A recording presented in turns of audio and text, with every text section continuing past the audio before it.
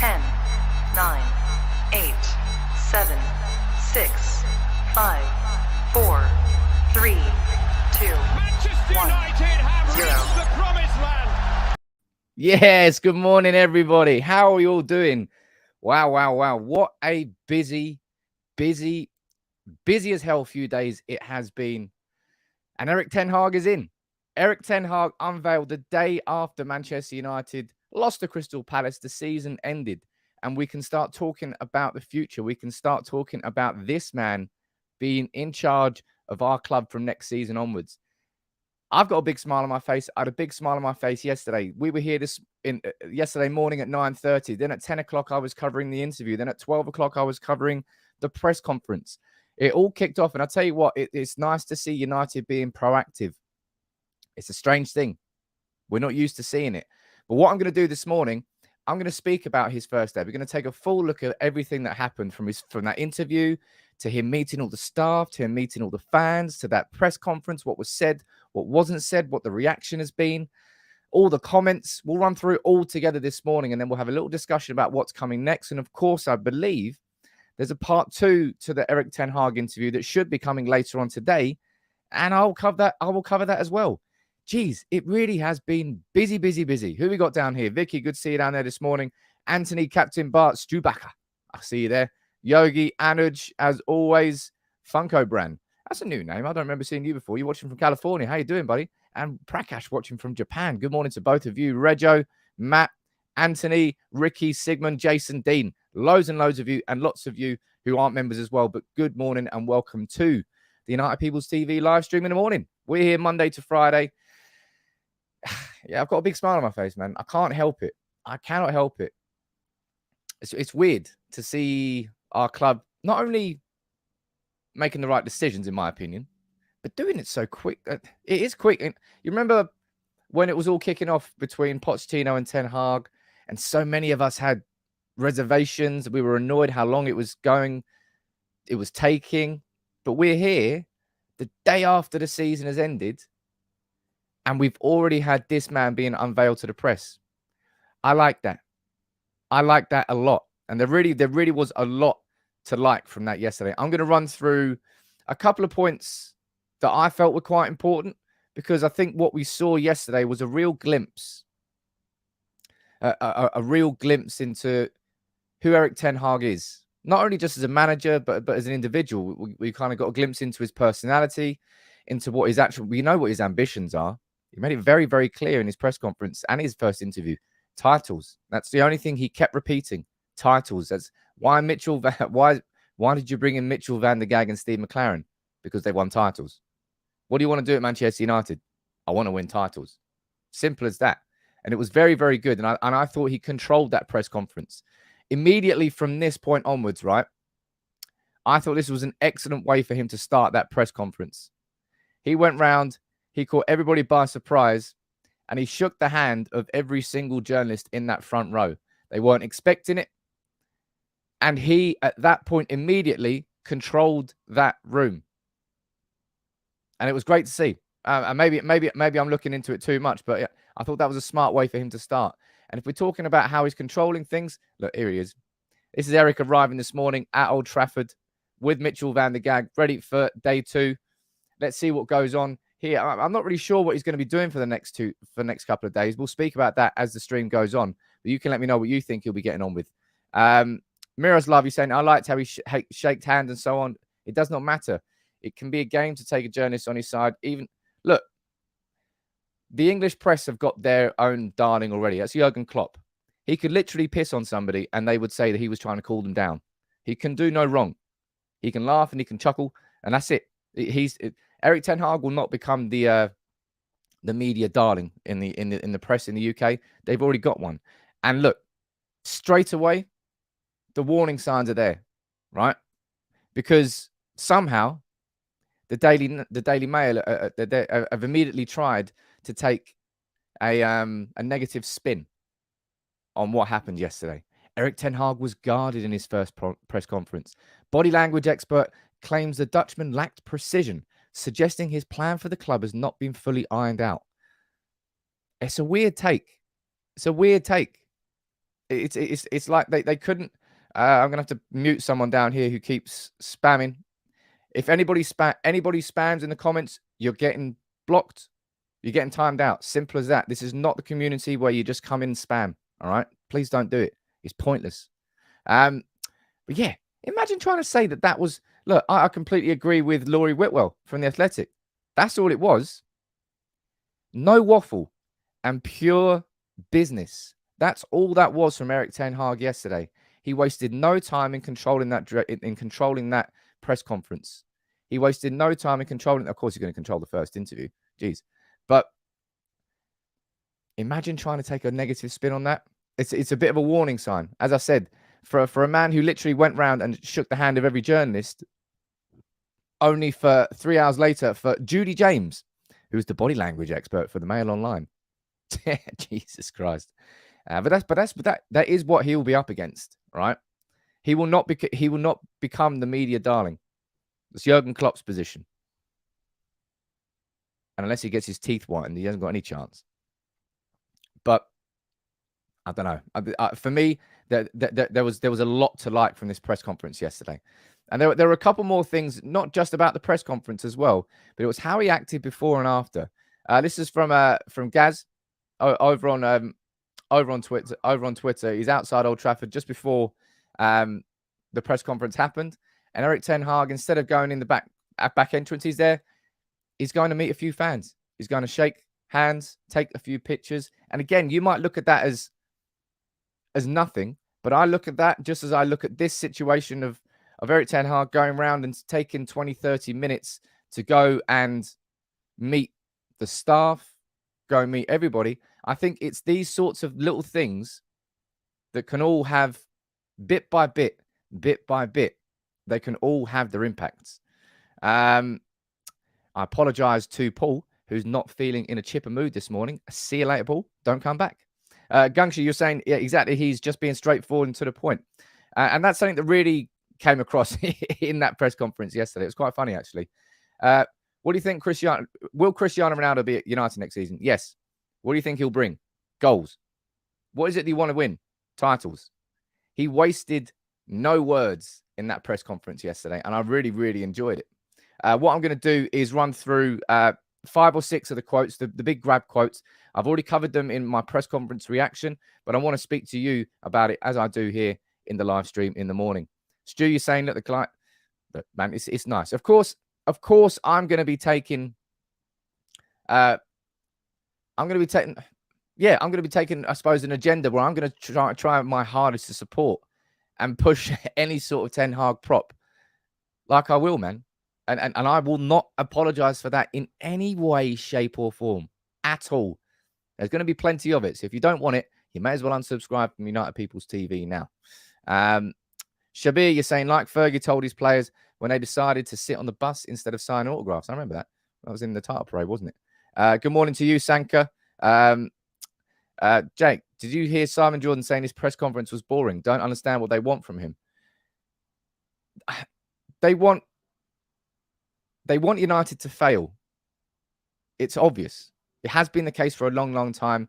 And when you dominate the Premier League for as much as we did, for as long as we did, you have to expect this sort of treatment. When you're down in the gutters, nobody wants us to come back up. They all want Erik Ten Hag to fail, and they will latch onto anything that they can try and spin as a sign of weakness. But Erik Ten Hag, I don't know, maybe it's going to be the Dutch manner. But he really, really, as Laurie Whitwell correctly put in his headline, it probably wasn't even right, the headline, though. It was no waffle. It was just pure and utter business from Erik Ten Hag. Look, let's do this, right? I want to run through like 6 of the main quotes that he ran through. I want you to let me know your opinions in the comments. Stefan, I am sober. I've got my voice back here. Jeez, I lost it a little bit. But now we're back in the game. Actually, no, before I move on to this absolutely cracked me up. Obviously went to the Crystal Palace game. Luckily enough, was able to go into a hospitality box. I've only been in those. That's only the second time I've ever been in one. But we were right above the away end. And when it went to 3-2 to City, we definitely let them know. And we definitely joined in with the chants. So this absolutely cracked me up. Somebody sent me this video. Look at us lot up there.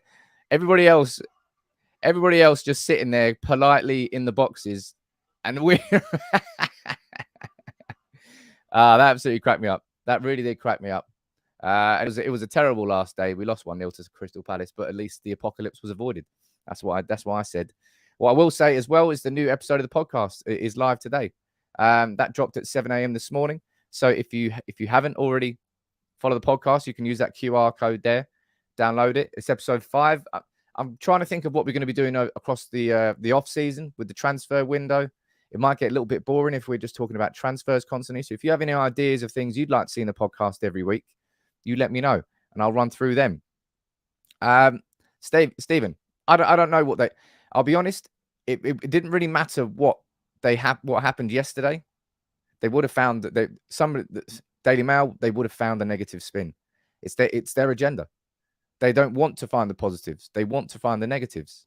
Uncle Doobie watching from Netherlands. How you doing, buddy? And it's something that I spoke to a few Dutch lads yesterday, and they were like, you might think that he's being blunt and being direct, but simply put, he's just being Dutch, and it's just that mannerism, and we need that. We need that Manchester United. We need someone who's direct. Well, I thought we needed Ralph Rangnick.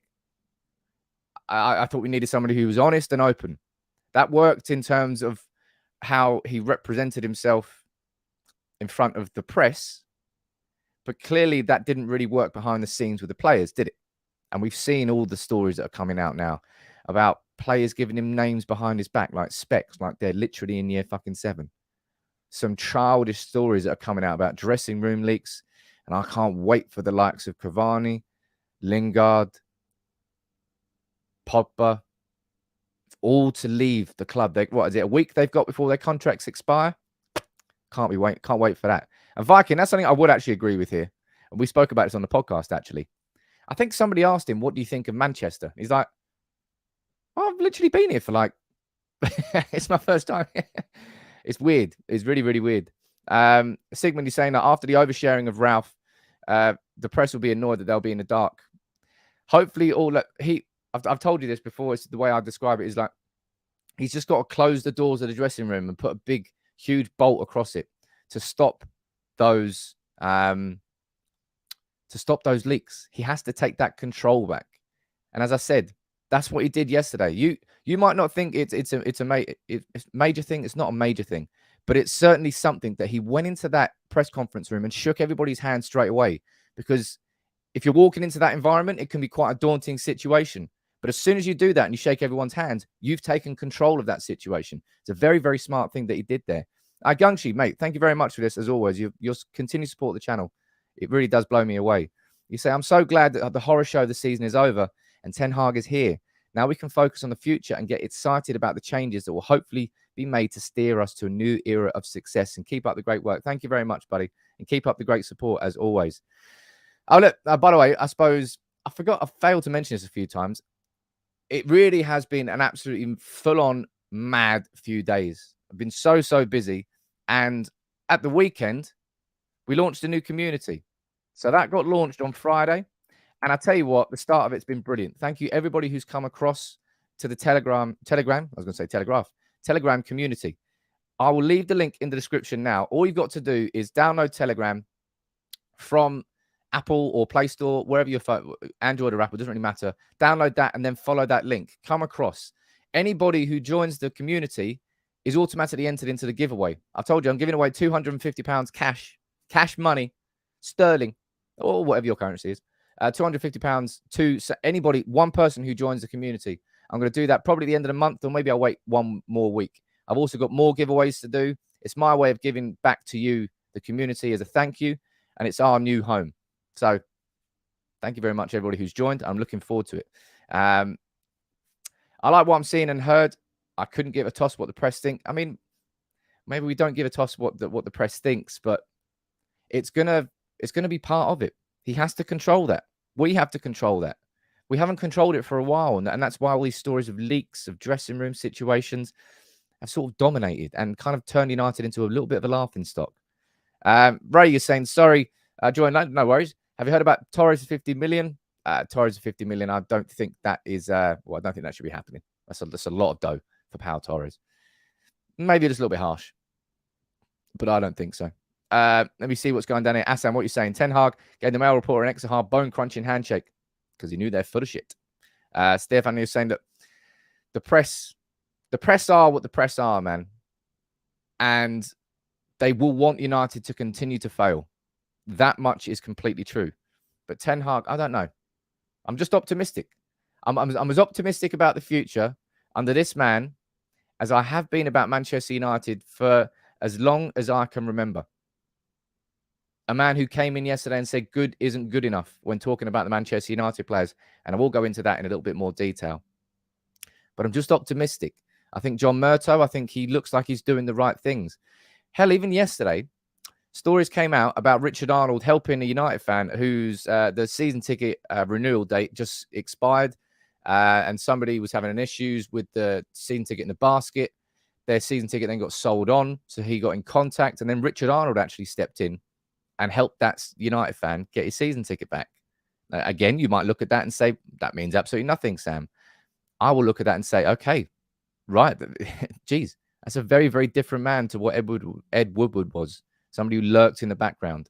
Get Rebecca Vardy out of United's dressing room. Nazi, nice to see you that joining as a member. Where are you watching from, my friend? I'll try and give you a shout out. The minute Ten Hag was announced, says, and our new manager season tickets started flying out again. Now it's sold out. I think I don't know whether they were necessarily to do with Ten Hag. I got mine nice and early. Beaver, I did see that video from Timber. I'm not looking into that too much at this moment in time, right? I think you can look at that if you want to, but I wouldn't. Bob Slots, nice to see you joining as a member there, my friend. And Jasper, what are you saying? Did anybody watch a brief interview with Sky?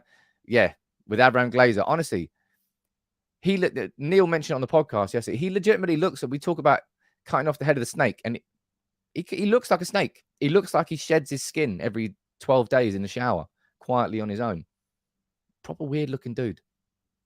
Really, really, and the worst hair. Come on. People, if you're going bald, just accept it, embrace it, take the baldness. Don't hold on to that. It's like, imagine Bobby Charlton had held on to it so much that he had a top knot ponytail. Really weird. Really, really weird.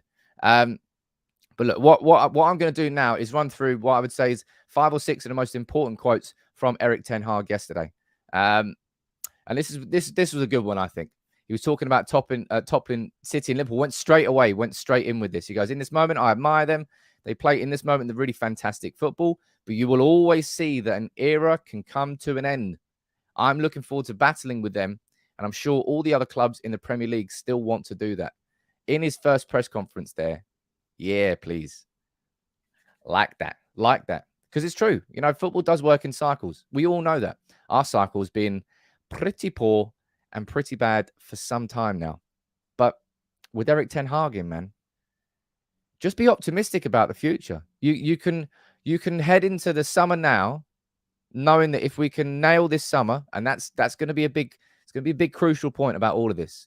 We can talk about how impressive Erik Ten Hag was in his first press conference. We can talk about how impressive he was in his first interview. Ultimately, if United fail him during this first summer transfer window, we'll be starting on a back foot immediately. So that we'll really, really know a lot about how much United have changed as a club and started operating properly as a club by how we act this summer. We know that we need these new signings in, right? We know that we need that's 2 central midfielders ideally. We know we need a versatile forward, and we know we ideally do need a centre-back as well. If we can get all of those in, ideally we can get them done quickly. It's 24th of May now. We've got 4 weeks until the pre-season starts. He's already said that it's going to be the 27th of June. We've got 4 weeks. Type yes or no, or type a number.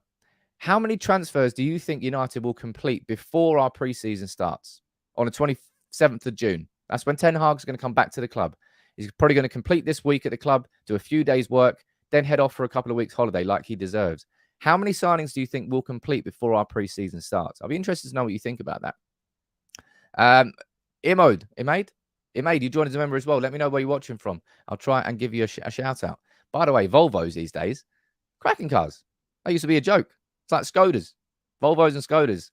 A good few years ago were absolute crap cars, but now they're pretty decent. Right, Yogi, you're going pretty confident. You think it's going to be 3. Strong man, you reckon it's going to be 2. Top dog, you're drunk this morning. I was drunk the other morning. You're going 5. T, you reckon 3. Danny, you think 4. Vicky, you think 2. What else you got down here? Lots and lots of you think we're going to be, well, no chance we're going to have 6. I think there's no chance we get 6 this summer, let alone before then. Jason, you join as a member as well. Let me know where you're watching from. 9, you think 3 or 4, 6 or 7. I think before the preseason, I think we can hope for 2 to 3. I don't think we're going to be getting all of our transfer business done before the preseason starts. Ideal world, we have it all done before July the 12th when we fly out. I think our first game's against Crystal Palace. In reality, it won't happen. In reality, so the season starts early this year. I think it starts on August the 6th. So we've got just over 2 months. So it's long enough time, right? It's long enough time, but it's cool, man. It's cool. Cool's the wrong way to describe it, but I'm sitting here as a United fan now. We've got our new manager in. That speculation is done and dusted, and we can just purely focus on transfers. Because if this was a United of old, we probably would have been waiting. Now, yesterday would all have been the big dissection of how bad that season was. My video yesterday probably would have been about how bad these dressing room leaks are, how poorly structured the squad is, how much work a new manager has to do. And it will just typically be speculation about who our new manager is going to be for a good few weeks. And that's what I said about things. That's the first sign of things being operating differently at Manchester United now. Day after the season ends, we've got our new manager in. We can purely focus now on transfers. So obviously we're going to Cavani, Mata, Matic, Lingard and Pogba. They've all gone. What's going to happen with Jones, Martial, Erik Bailly, Dean Henderson, Pereira? There's 5 that are gone, 5 that could go. And then, of course, we get those new signings in. What's going to happen with Yuri and Timber now? That's probably one that if we expect movement, I would expect movement with Yuri and Timber probably first. Strikes me as that one anyway. Frankie de Jong, what's going on there? I think that one might drag a little bit because it's clear that United have got the interest in Frankie de Jong. Yes, everyone knows that.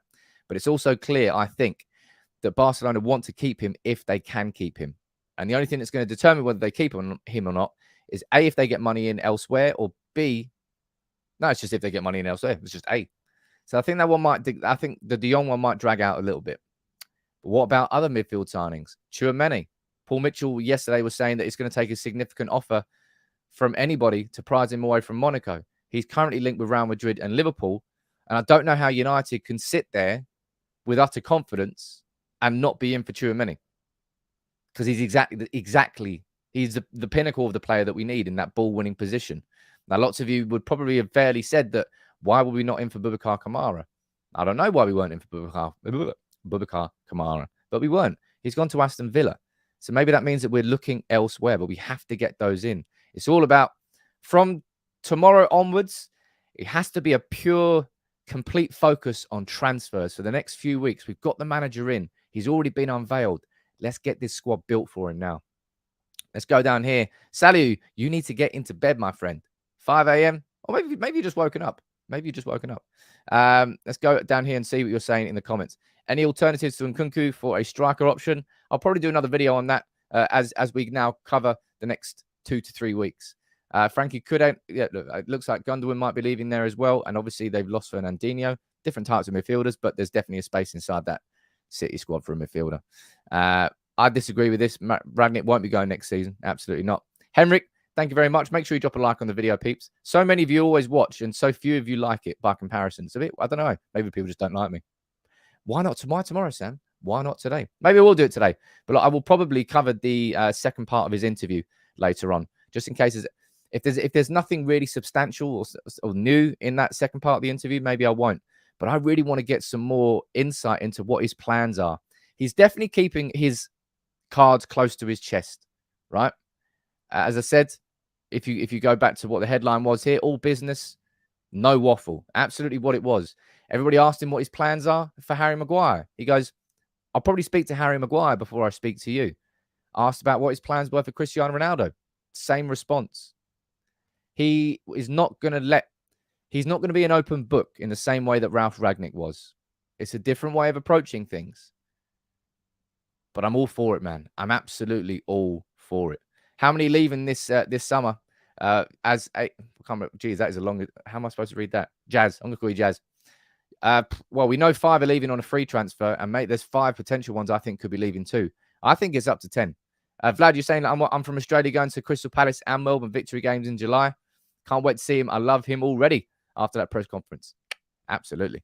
I really think we'll get in at least 4 or 5 new signings as Mustake. I hope so.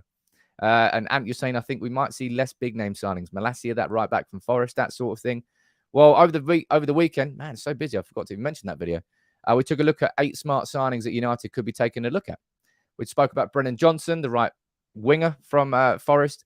We spoke about Jed Spence, the right back from Forest, who's on loan from Middlesbrough, I think. Then we took a look at a couple of Red Bull Leipzig players, as well as taking a look at some talented youngsters, players between the age of like 17 to 18, 19, and saying, look, United, at the same time as us going out and signing the great talents that we need to right now, we have to be better at identifying them so we don't have to go to Leipzig or Dortmund after they've already broken through. We have to get those players in the club and make them great players at the club. It's a different way of doing things.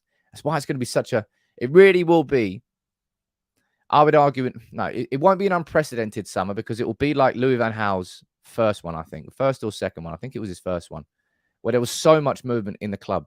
As when like Ferdinand left, Vidic left, Fletcher left, I think Evra left, Giggs retired, and he signed like Di Maria, Herrera, Rojo, Falco, Vanya Milinkovic. It was crazy. It was absolutely crazy.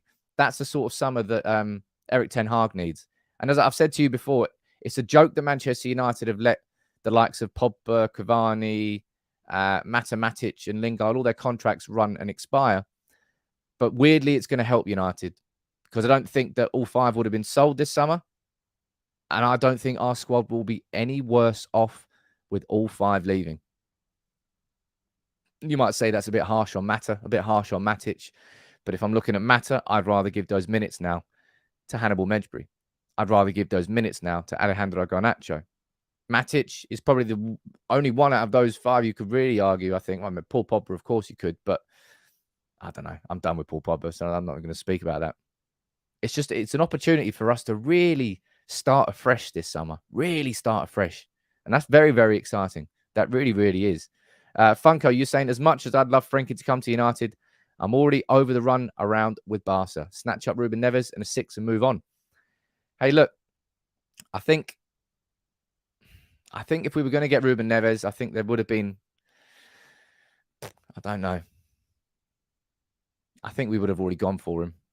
I think the opportunity for Ruben Neves, the real opportunity for Ruben Neves was last summer. Wolves were not in a position of real massive strength. I think we could have got him for in the region of 30 to 40 million. He's had a very decent season with Wolves. I think we're now looking upwards of 50 million, 50 to 60 for Ruben Neves. Well, look, we may well still go for it. And as you're saying there, it's kind of like, it's either De Jong or somebody else. And that's the price we're looking at for De Jong, really, isn't it? 50 to 60 million. So would we be willing? I think we probably would be willing to spend it on Neves, but I don't know. It's just a bit weird, I think.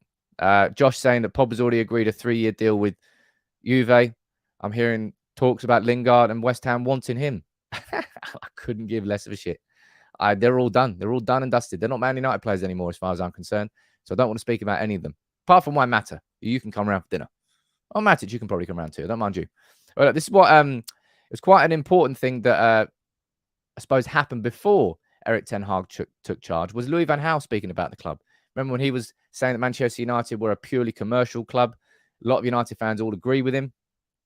This is what Erik Ten Hag said when he was asked about it yesterday. He says, I spoke with more people who have experience with this club, experts, but finally I will draw my own line. Van Gaal? Yeah, I spoke with Louis. I was at the premiere of his movie. Do I agree with his comments about the club being too commercial? I will draw my own line, and I'm convinced that's not the case. Every club these days is commercial. Every club needs it. To be successful, you need to do what is necessary. But football is 1, 2, 3 in this club. Now, what do you think about those comments from Ten Hag? Because I suppose they will raise some eyebrows for some people. And I think they should, because we know that United are a commercial club. But at the same time, Ten Hag's completely and utterly right. You simply cannot be at the top of the game in modern football without huge financial backing and support behind you. It's just the way the game has gone. Thanks to Chelsea and what they did when they came in with Abramovich, thanks to City and what they did, thanks to what PSG did and what PSG have done this summer with Kylian Mbappe. It's insane. You cannot be at the top of the game without serious investment. I like to think that with John Murtough at hand and with John Murtough bridging that gap between the football side and the commercial side, I hope that we will start switching towards football being the most important thing in the club. That's probably wishful thinking.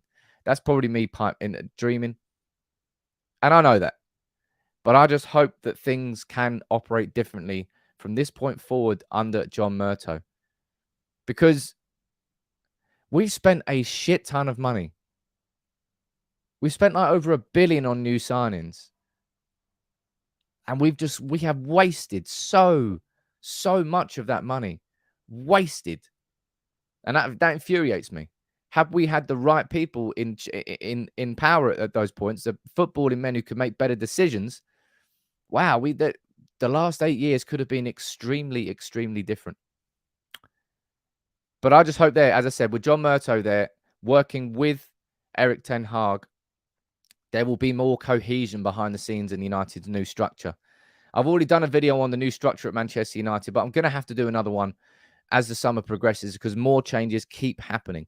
And it really is a summer. That's why I say it's an unprecedented summer, because it's not only just a case of the squad getting renewed and everything happening in and out there and a new manager coming in. It's like our whole club is being renewed. It's like everything is getting a new paint job. Sometimes it's getting new furniture completely. People are getting booted out. New people are coming in. It really is a big, big change behind the scenes.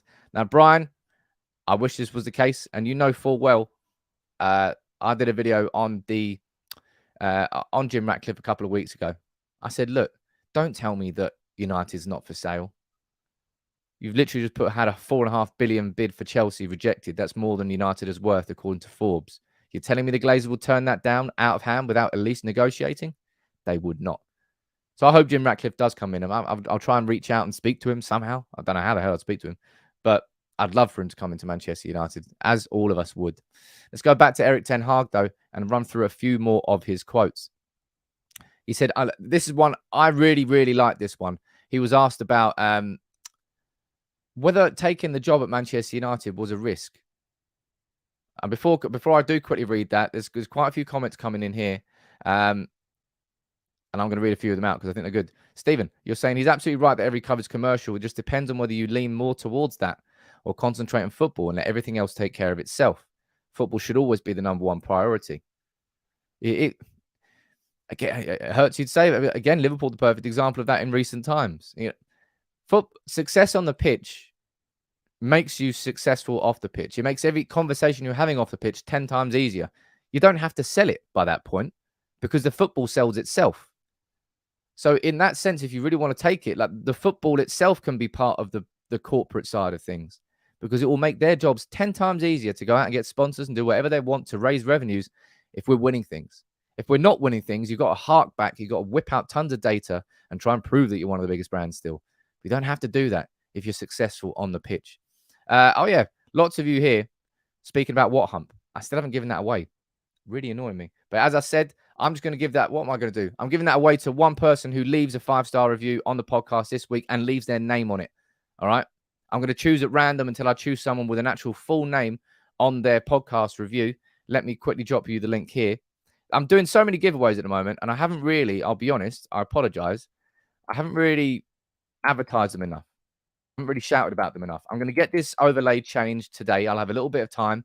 On there, I'm going to have the £250 giveaway announced on there, so you can use a QR code. I've put another one over there somewhere, and that will take you through to the Telegram community. One person who joins the community, any random person, you're going to be getting £250 cash. I've also got this to give away to somebody who leaves a 5-star review on Apple for the podcast with a full name so I can actually find you, because What Hump, we have no idea who What Hump is. We can never find What Hump.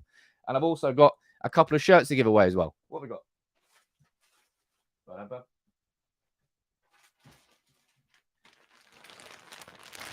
We got 3 Ronaldo shirts. No, they're not bought from the Mega Store. No, the Glazers aren't getting any money from me. I'm giving all of those away to random members on the new community as well. It really is a bumper giveaway time. It's my way to say thank you for helping the community grow. Ibrahim, you've joined as a member. Let me know where you're watching from, my friend. I'll try and give you a shout out. Part 2 of the interview is out now. I will cover that then. I won't cover that on this stream. Let's have a look here. Part 2 of our big interview there. There you go. Right, got the transcript. He's talking about his, talks about his coaching style, his philosophy. Hell yeah, I'm going to be covering that. I'm going to be covering that. Should we cover some of it now? Come on then, why not? Why not? It would be rude not to. The second part of the interview has just dropped. Let's pull this one up here. Now, if this doesn't drop, you got to drop a like on the video now, surely. Let's go through this, ladies and gents. His second part of the interview here is come out. There he is. He's looking beautiful. Don't know why he's Northern Irish. But let's go down here and let's read a few of the questions. How would you describe your coaching style to say someone who hasn't been following Dutch football? I want to win. Winning's the most important, but also I have the intention to do that in a certain way, in an attacking way. If we cannot do it like that, we still have to win. This is what we have to put into our team. He's nice. He's not. Again, he's kind of speaking in cliches here, but that is the Ajax way. And he's grown up playing the Ajax way. You know what I mean? I'm just excited for it. And what are you saying here? Raffle a big prize, then contact Matter to come on the show and donate the money raised to his chosen charity. Win-win. Look at that. It'd be lovely. Why am I so hyped and excited? It's because Erik Ten Hag's our manager, man. Erik Ten Hag is our new manager. Philip watching from Ireland. How you doing, buddy? Nice to see you there. Sonny, you're saying, can I get the link for the Telegram? If you look in the description on the Facebook video, the link's right there. And I've just commented it in here as well. I'll put it in here one more time for anybody who doesn't have it yet. This is free for anybody to join the community. And also, if you are a member, make sure you check out the private WhatsApp group. Make sure you the WhatsApp group will be closing in a week, sorry. Check out the community tab on YouTube. There'll be a special link in there. You can join into the members only chat. And if you're on the Facebook supporters group, you can join it on there as well. Shabir, I did see that. That's poor. It's just the Glazers, isn't it? Just the Glazers. Apologies if is that link not working? I'll fix it. I'll fix it after. Jeez. Too many things going on right now at the club. I'm getting confused. I like this one, by the way. This is a quote from Erik Ten Hag yesterday, right? He said this. He goes, everywhere I was in my career, I have high demands on my players. I expect them to fight and give 100%. Only good is not good enough. We have to do better, and they have to cooperate. They have to be unified to form a team and to battle the opponent. Again, I'll tell you what, Aiden. I think I trust Erik Ten Hag more than I trust my girlfriend. But look, he's saying all the right things. Of course he's saying all the right things. But I trust him. I trust that it's not lip service. I trust very much that he's going to be making sure that this team cooperates. They're unified. They work as a team. Because if you watch that Ajax team, they play as a complete unit. We know how pressing works, man. Pressing is something that only works if it's 100% everybody in, and that's it. Because as soon as you have one gap, the pressing system doesn't work. It can get broken down. It's like the tortoise formation from the old Roman army, where they used to have shields in front of the people at the front who were on the knees. They held the shields down, and then people held the shields on top, and it created an impenetrable shell. That's why it was known as the tortoise formation. And they were one of the best things for it. A few of you are saying the link's not working. I'll get that sorted. Don't worry about that. I apologize about that. Why is that not working? What happens if I click that? It does work. I've just clicked it. Interesting. Anyway, right. So it does work. So if it doesn't work, then it's not my fault. Good. I'll read a few more of your comments out here, and then I'm going to head straight down. I'm going to go. I'm going to sit right here. And I'm going to run through that second part of his interview where he actually goes into his philosophy and his coaching. That's an exciting one. So any more questions for the last couple of minutes, you let me know in the comments. Philip watching from Cookstown. How you doing, buddy? Yeah, he does actually saying that. He does use the word bat a lot. He talks about titles a lot, talks about ambition. Craig, I covered that one in a video. I took a look at the ruthless side of Erik Ten Hag, and that was Noah Lang. It was a player that sort of spoke out against Erik Ten Hag, who then got shipped out on loan a month later and then was sold to Club Bruges. John, you're saying it's working. I've just signed up. Nice to see you joining there, my friend. I can't wait to see how big we can get this community to grow, man. And as I said, that's why I've worked really hard on getting this new community launched. It wasn't WhatsApp wasn't big enough. In this one, we've got a real home that we can call home. And as I said, going to be giving £250 away to one random member on there. So make sure you keep an eye out there. I'll do that in a couple of weeks. And I'm also giving away 3 Ronaldo shirts and a Brian Robson shirt from the 91 European Cup Winners' Cup. I'm going to be giving this away, not that one away. I've got another one of those to give away for somebody who leaves a 5-star review. It's like Christmas in May. Even better. Shane, you're entered into the draw, my friend. Good luck. Take it easy, buddy. But look, I'll wrap this up for today. I'm going to cover Erik Ten Hag's second part of his interview. And then we can really start focusing on what's coming next. It's exciting, mate. If you've got any ideas for any videos you'd like to see me do or cover, slide into my DMs on Instagram or on Twitter. I'll cover them as much as I possibly can. But it really has been an absolutely crazy 72, 96 hours at United. The season is done. We can stop thinking about that football. Geez, I felt so dirty. I had to have like an extreme shower after supporting City for like 2 months just to make sure that the apocalypse didn't happen. But the apocalypse didn't happen. And now we can end that season. We can bury it. We can start looking ahead towards next season.